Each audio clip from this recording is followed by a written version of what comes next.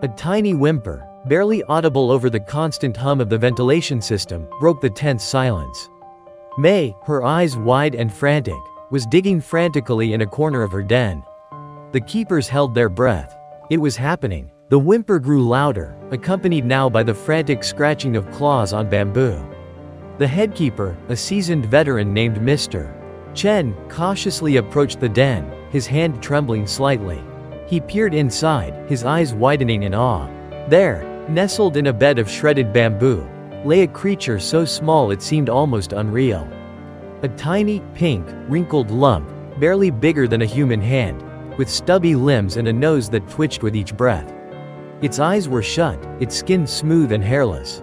It was the most adorable and most vulnerable creature he had ever seen.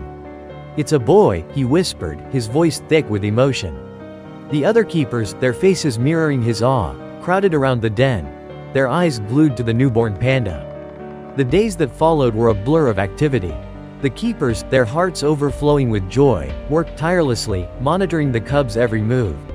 They had named him Bao, meaning treasure in Mandarin. Bao, however, seemed to be struggling. He was weak, his tiny body barely able to sustain itself. He refused to nurse, his tiny mouth too small to grasp his mother's nipple. The keepers, desperate, resorted to feeding him with a syringe, a painstakingly slow process that seemed to sap the last of his energy. Weeks turned into months, and Bao's condition remained precarious.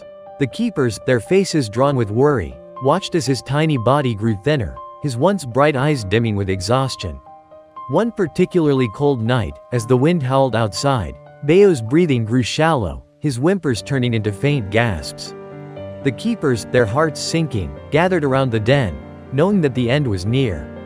Just as they were about to accept the inevitable, something incredible happened. Bao, his tiny body racked with a violent cough, suddenly let out a loud, guttural cry. His eyes, which had been dull and lifeless, flickered with a spark of life. And then, to their utter astonishment, he began to suckle at May's nipple. The keepers watched in stunned silence as May, her maternal instincts finally kicking in, cradled Bao in her arms, her warm body providing him with the nourishment he so desperately needed.